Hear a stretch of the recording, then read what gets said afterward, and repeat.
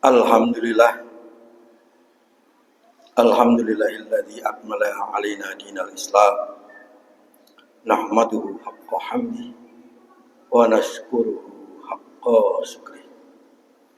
Asyhadu an la ilaha illallah wahdahu la syarikalah wa asyhadu anna Muhammadan abduhu wa rasuluh.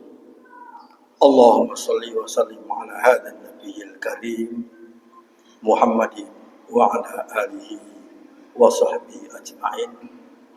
Amma ba'd. Wa ya ayyuhal hadirun rahimakumullah. Ittaqullaha haqqa tuqatih wa la tamutunna illa wa antum muslimun. Wa qala Allah ta'ala fil Qur'anil 'azim, a'udzu billahi minasy syaithanir rajim. Bismillahirrahmanirrahim.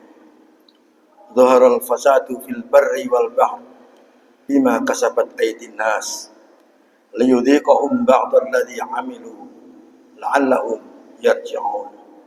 Shadaqallahul adzim. Sidang Jumat yang dimuliakan oleh Allah, marilah kita senantiasa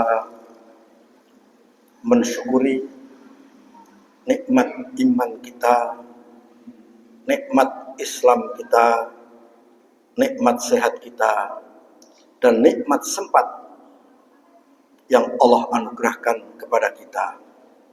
Sehingga dengan modal nikmat-nikmat tersebut, kita jadikan landasan untuk menghadiri panggilan Allah Subhanahu wa ta'ala pada siang hari ini untuk memenuhi, melaksanakan perintah Allah, yakni perintah sholat Jumat berjamaah di masjid ini. Salawat dan salam senantiasa tercurahkan kepada Nabi Agung kita Muhammad Sallallahu Alaihi Wasallam, yang lewat beliau sebagai wujud kasih sayang Allah Subhanahu wa ta'ala terhadap hambanya untuk alam semesta, yang dengan beliau juga kita bisa meniru dan mencontoh bagaimana sikap kita dalam mengarungi kehidupan di dunia ini dengan tujuan yang sangat mulia, yakni sukses dunia dan lebih sukses di akhirat. Atina fid dunya hasanah wa fil akhirati hasanah. Ini merupakan tujuan hidup muslim dan muslimat, adalah sukses dunia dan sukses akhirat. Rasulullah SAW dengan berbekal wahyu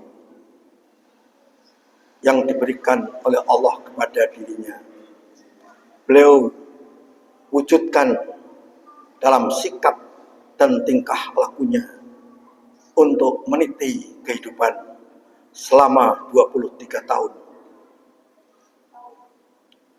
Beliau telah mencontohkan semuanya sehingga terwujud generasi muslim yang sangat dibanggakan oleh dunia, yakni generasi Abbasiyah, yang mana kehidupan teknologi di dunianya sangat sukses dan dunia spiritualitasnya sangat agung.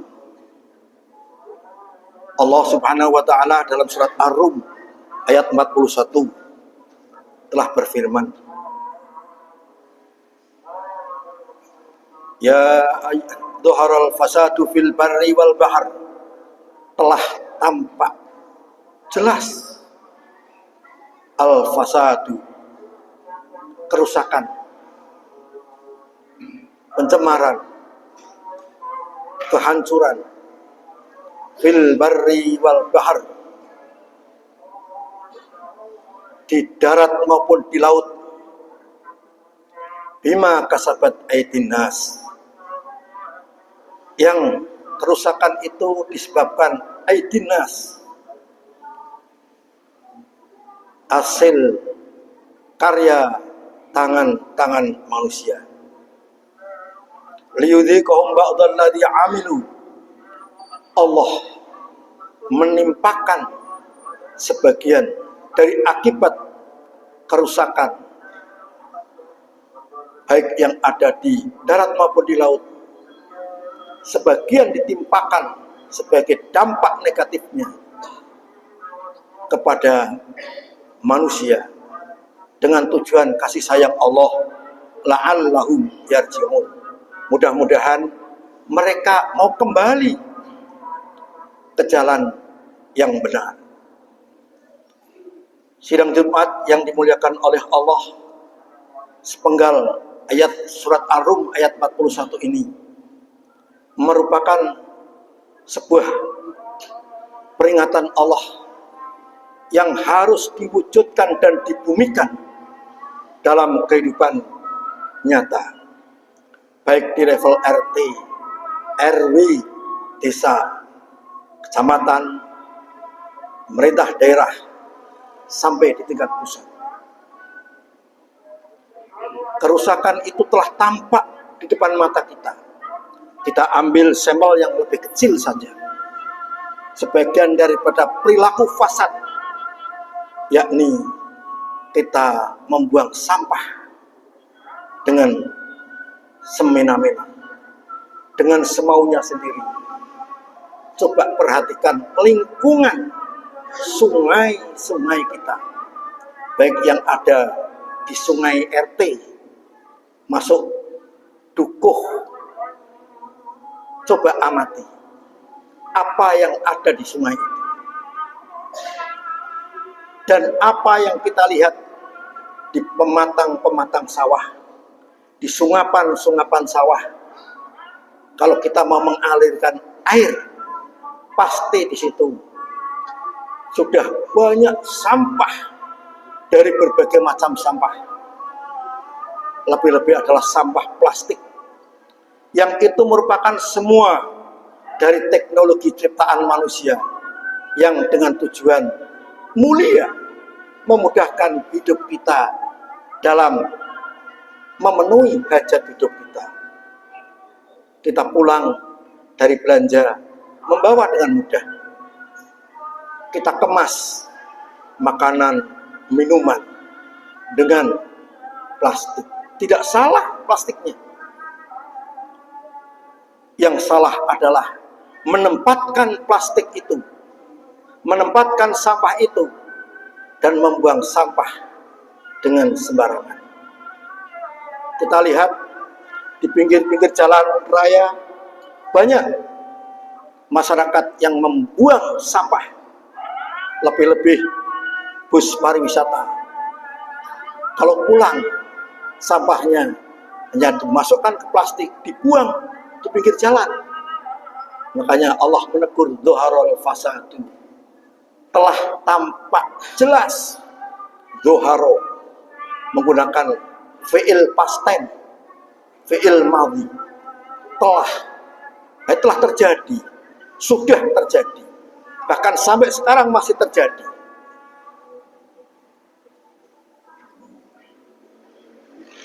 Beberapa bulan yang lalu di media sosial kita bisa melihat betapa gegernya Pemkot Kota Pekalongan, yang mana warga berkomentar dengan sangat keras kepada Pemkot. Karena apa? Karena KLH pusat telah menutup tempat pembuangan sampah akhir, TPA ditutup. Karena apa? Tidak menyelesaikan sampah, hanya memindahkan sampah dari satu tempat ke tempat yang lain. Makanya kemudian tegas KLH tutup. Dan KLH pun, Kementerian Lingkungan Hidup, sudah mulai tegas sekarang bahwa semua TPA tidak hanya sekedar membuang sampah, memindahkan sampah, dikumpulkan kemudian jadi satu. Apalagi di Kabupaten Pekalongan, sampahnya dibuang di tebing jurang daerah atas sebagai daerah hulu, di mana dengan sumber airnya yang bersih dari rahmat Allah berupa hujan jenis jarak jauh, hujan jangka jauh, yang mana hujan turun di pegunungan yang tinggi, yang mengakibatkan sungai permukaan tanah, sungai dalam tanah, dan sampai pada gletser. Nah, kalau kemudian di situ diletakkan sampah-sampah yang kemudian berbagai macam zat-zat kimia akan ikut larut ke dalam tanah, kemudian mengalir menjadi air sumur, air sungai, bahkan gletser. Kita patut mencontoh terhadap kebijakan penjajah Belanda, walaupun sang penjajah, tapi pemahaman dan pengetahuan lingkungannya sangat mulia. Belanda berdomisili di kota Madia, di sebelah utara stasiun kereta api, itu pusat pemerintahan. Di sana tidak ada untuk sumber PDAM, perusahaan daerah air minum, ya, air minum daerah, itu tidak mengambil air bawah tanah yang dengan rame-ramenya dibiayai anggaran APBN dengan biaya yang tinggi untuk mewujudkan air bersih, tapi dengan cara mengambil air bawah tanah di Pantura. Akhirnya apa? Yang terjadi telah tampak kerusakan. Air tanah menjadi berkurang, padahal daerah tersebut berdekatan dengan pantai laut yang insya Allah akan cepat untuk abrasi dan penurunan permukaan tanah. Maka kita lihat, dhaharal fasadu fil barri wal bahr bima kasabat aydin nas. Belanda tidak mengambil air tanah walaupun domisili di perkotaan, tapi dia mengambil air Rogoselo yang jauhnya dari kota Pekalongan sampai Rogoselo hampir 37 atau 40 km. Saat itu teknologi angkut belum ada. Dengan menggunakan alat angkut yang sederhana, ia ambil air tebing Rogoselo, kemudian dialirkan lewat pipa yang besar, sampai sekarang masih utuh. Pertanyaan yang wajib kita sampaikan, kenapa tidak dengan teknik yang simpel, ambil air bawah tanah kota Madia aja? Kok jauh-jauh sampai 40-an kilometer atau 30-an kilometer dari kota Madia ke Rogoselo, yang sampai sekarang masih menjadi PDAM kota Madia. Itu sumber airnya adalah mata air Rogoselo. Ini apa? Pengetahuannya sangat luas dalam ilmu geologi, geografi, sangat paham. Kita yang mendapatkan peringatan dari Allah, dhaharal fasadu fil barri wal bahr bima kasabat aydin nas. Sekarang mau apa? Kalau permukaan tanah sudah ke bawah, tenggelam kota Pekalongan, rob berada di mana-mana. Semua karya siapa? Aydin nas, tangan-tangan manusia. Ini namanya apa? Niatan baik, tujuan baik, dengan cara yang tidak baik, tidak cerdas. Akhirnya itu ditambah lagi perilaku kita membuang sampah dengan seenaknya. Himbauan melaksanakan menyelesaikan sampah belum pernah ada. Adanya hanya cuma slogan dalam spanduk, mungkin pejabat daerah atau mungkin gubernurnya foto dengan wakilnya, hanya coba nyapu dengan sapu lidinya dengan tulisan buanglah sampah pada tempatnya. Banyak tulisan-tulisan semacam itu, sampai dengan nada yang paling keras. Siapa yang membuang sampah di sini, tak sepatani melarat pitung turunan. Pertanyaan saya membaca kayak gitu, di atasnya jatuhan kayak gitu, bawahnya itu penuh dengan sampah. Siapa yang salah? Apakah yang membuat tulisan? Apakah yang membuang sampah? Nah, cuma pertanyaan sentralnya adalah, buanglah sampah pada tempatnya. Tempatnya di mana? Ini yang menjadi masalah. Tempatnya di mana? Desa belum tentu punya tempat untuk menyelesaikan sampah. Padahal anggaran untuk menyelesaikan zero sampah itu tidak mahal. Hanya ratusan sampai 200 juta.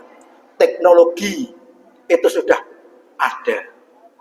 Satu desa bisa diselesaikan dengan anggaran DD atau ADD.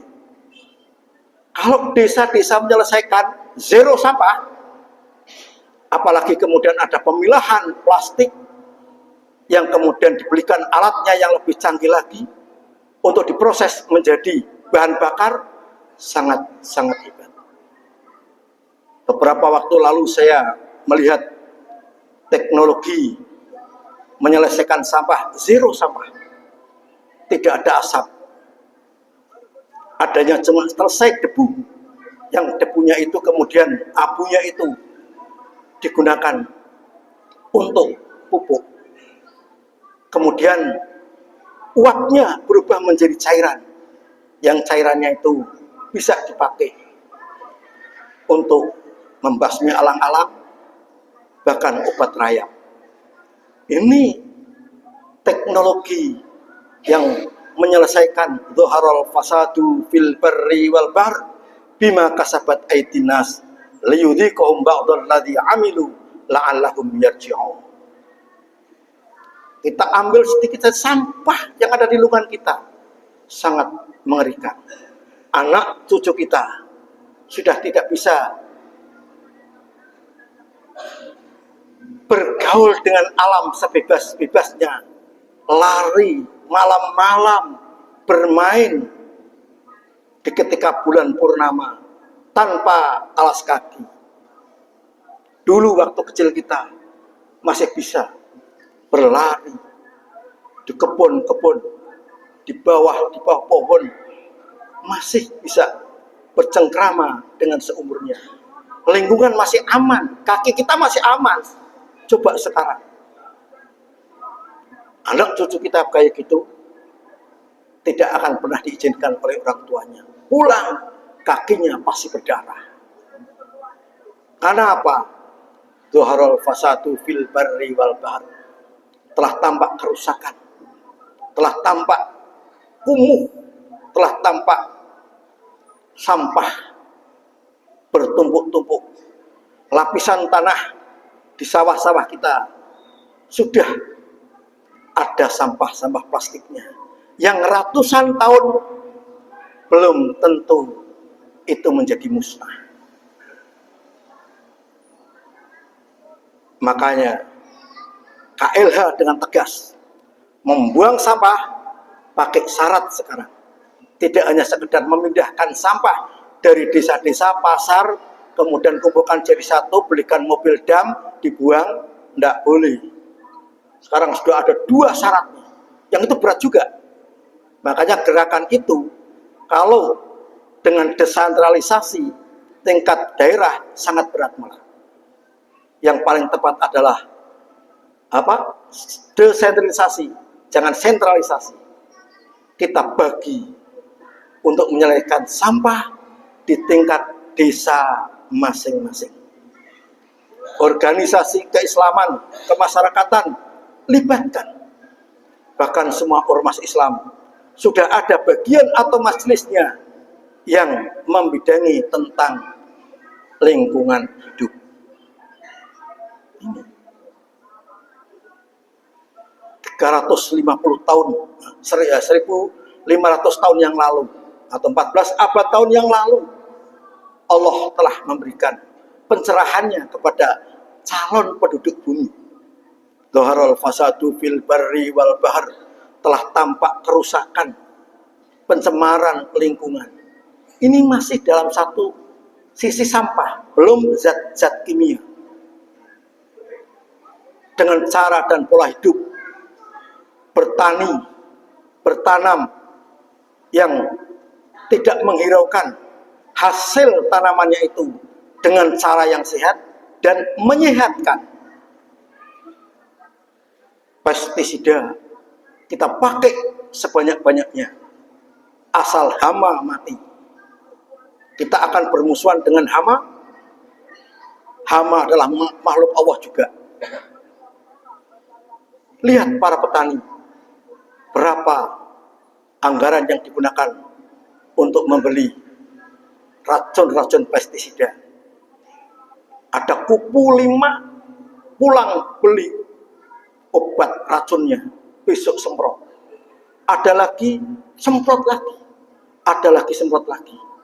Padahal itu tidak hanya dengan membunuh hamanya, tapi sisa-sisa zat kimianya itu akan terserap dalam tanaman dan nanti akan masuk kepada bulir-bulir padinya. Akan masuk kepada bulir-bulir padinya. Yang apabila kemudian kita konsumsi, maka beras itu sudah banyak terkontaminasi dengan zat-zat kimia yang berbahaya bagi tubuh. Maka Allah tegas pula, fal yang duril insanu ila tu'ami. Tidaklah manusia itu memperhatikan apa terhadap makanannya yang ia makan. Fal yang duril insanu ila tu'ami. Menurut teori Hayat Syok, ini dulu buku ini sangat menjadi pedoman bagi para pakar kesehatan. Hayat Syok menyebutkan setiap kali kita memasukkan makanan dalam mulut kita, kita akan menentukan sampai kapan kita akan hidup. Ini tegas sekali. Fal yang duril insanu ila tu'ami. Makanya gerakan untuk bercocok tanam dengan cara yang sehat dan menghasilkan produksi yang menyehatkan. Ini sangat perlu. Kita lihat kondisi nasi kita. Beras yang kita tanam dalam magicom yang panasnya itu terjaga selalu konstan ya. Tapi kenapa berubah menjadi cepat? Masak pagi sore sudah menguning, masak malam pagi sudah benyek, nyek. Itu kandungan apa yang ada di dalam nasi itu? Seandainya kemudian dimasukkan lab, maka mungkin sudah tidak layak untuk kita makan. Mungkin masih dalam hukum halal, tapi tidak menyehatkan. Kalau banyak memberikan madarat, bisa menjadi haram. Siapa yang membuat beras semacam itu? Manusia. Zuharul fasadu fil barri wal bahr bima kasabat aidinas. Liyudhiqhum ba'dal ladzi amilu la'allahum yarji'un. Belum fasad-fasad pada penambangan yang sangat masif tanpa mempertimbangkan aman dampak lingkungan. Kita keruk semua batu-batuan sampai sedalam-dalamnya kekuatan bego, tanpa memperhatikan bagaimana anak cucu kita nanti.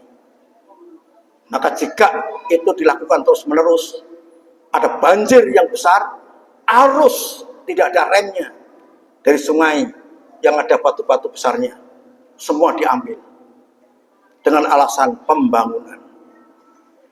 Ini hati-hati.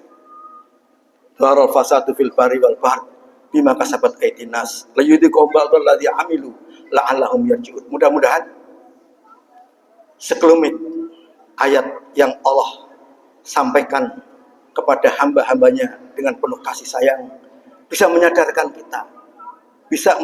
kita untuk memulai dari ruang lingkup keluarga menyelesaikan masalah tentang sampah.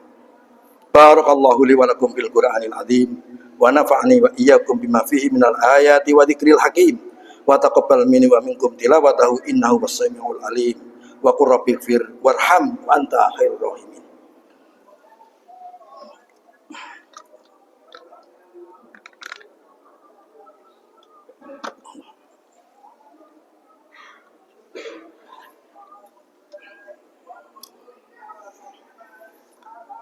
Alhamdulillahirabbil alamin wa bihi nasta'inu ala umuri dunya waddin. Asyhadu an la ilaha illallah wahdahu la syarika lah wa asyhadu anna Muhammadan abduhu wa rasuluh. Allahumma shalli ala Muhammad wa ala ali Muhammad kama shallaita ala Ibrahim wa ala ali Ibrahim wa barik ala Muhammad wa ala ali Muhammad kama barakta ala Ibrahim wa ala ali Ibrahim innaka Hamidum Majid. Allahumma inna na'udzubika min zawali ni'mah wa tahawuli afiyataka wa bujaati nikmataka wa jami'i salika.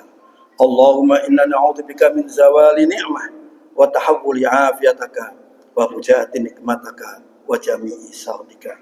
Allahumma inna na'udzubika min zawali ni'mah wa tahawuli afiyataka wa bujaati nikmataka wa jami'i salika. Allahumma ighfir lil mu'minina wal mu'minat wal muslimina wal muslimat al ahya'i minhum wal amwat innaka sami'un qaribun mujibud da'wat ya rabbal alamin. Rabbana la tu'akhidna in nasina aw akhtana. Rabbana wa la tahmil alaina isran kama hamaltahu 'alal ladzina min qablina. Rabbana wa la tuhammilna ma la taqata lana bi wa'fu 'anna waghfir lana warhamna anta maulana fangsurna 'alal qaumil kafirin fangsurna 'alal qaumil zalimin fangsurna 'alal qaumil hasidin. Rabbana atina fid dunya hasanah wa fil akhirati hasanah wa qina adzabannar. Subhana rabbika rabbil izzati amma yasifun wassalamun 'alal mursalin walhamdulillahi rabbil alamin. Wassalamu alaikum warahmatullahi wabarakatuh.